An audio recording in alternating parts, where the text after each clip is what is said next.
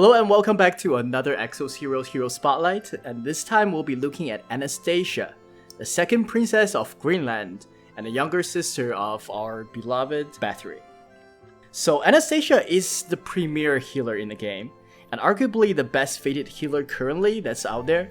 The consistent sustain and mana generation from her passive synergize really well with her AoE heal and surprisingly strong single target A2. So we'll talk a little bit about that. But before we get into any of that, let's take a quick look at who Anastasia is. Obviously, she's a fated hero with a frost element. She is a support position with pretty high HP in the front row, and obviously her attack is magical type. But with that, let's take a look at her skills. Sure, so Anastasia has a basic attack that deals between 455 to 546 damage to a single target. Pretty standard for a support hero there. Her A1 is Frozen Tear, and this is actually a pretty expensive A1 at 4 mana.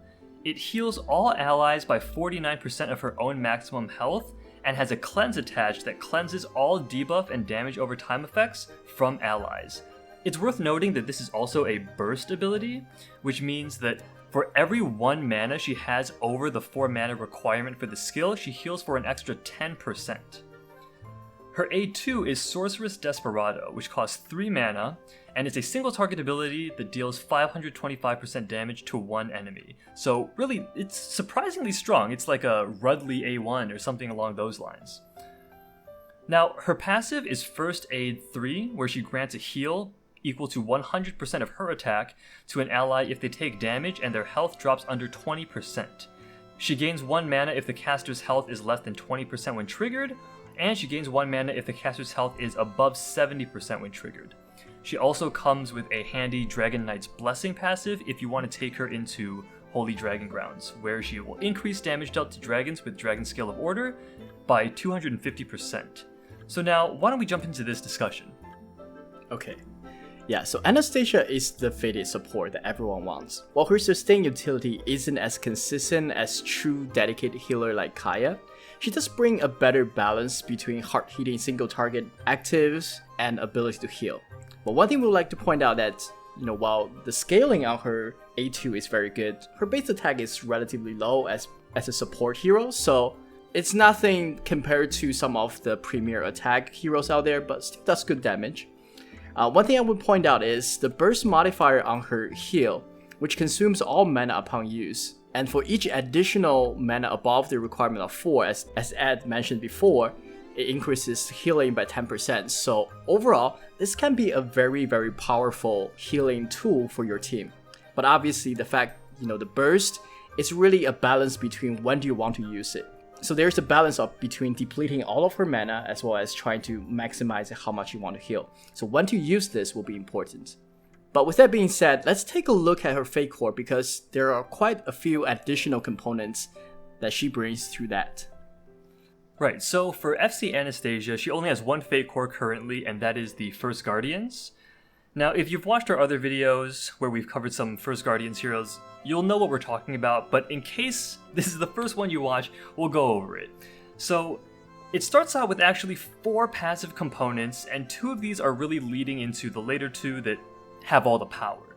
So you start out with the Great One, where you grant a Great One mark to the 4 highest attack heroes in the same row as you, in this case Anastasia, and that's essentially everybody because you can only max out at 4 heroes per row. If an ally with the Great One mark is attacked, it grants the Dragon Blood mark only once per turn and excludes damage from Wrath, which we'll talk about later. Dragon's Blood is a mark where if the target is attacked with this mark activated, gain Dragon Blood +1 to a max of 7. When the marked target doesn't take a hit for 2 turns, you lose all of your Dragon Blood stacks. And this is where the actual damage and utility component comes in. You have a passive Wrath where once every turn, when attacked, allies with the Dragon Blood mark will counter, dealing 50% damage for every Dragon Blood mark on them. So the more you've been hit, the more you're going to counter for.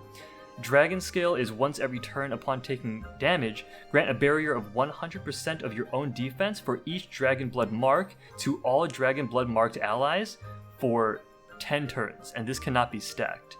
So again, this is stacking off Dragon Blood marks, and you could get a shield or a barrier of up to 700% of your own defense. Now, Anastasia has pretty decent defense being a support hero, certainly not as good as dedicated defenders, but it's definitely nothing to scoff at, so her Fatecore is actually quite good. Now, I actually think that among the first Guardians, Anastasia's probably one of the better ones to pull for a couple of reasons.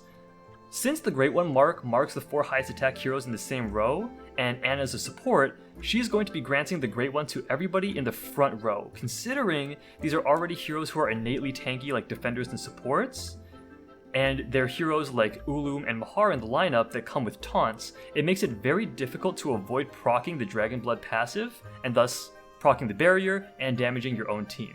Also, her and FC Ramga are the only first Guardians that can be used in the front row, which makes them very useful for those comps with their respective healing and debuff utility. Running a frontline stacked comp also comes with the benefit of you can run one standalone backline, like FC Rudley, FC Jin, or FC Bathory, and if you do this, you'll probably be able to clear most PvE content pretty comfortably and climb ranks in PvP.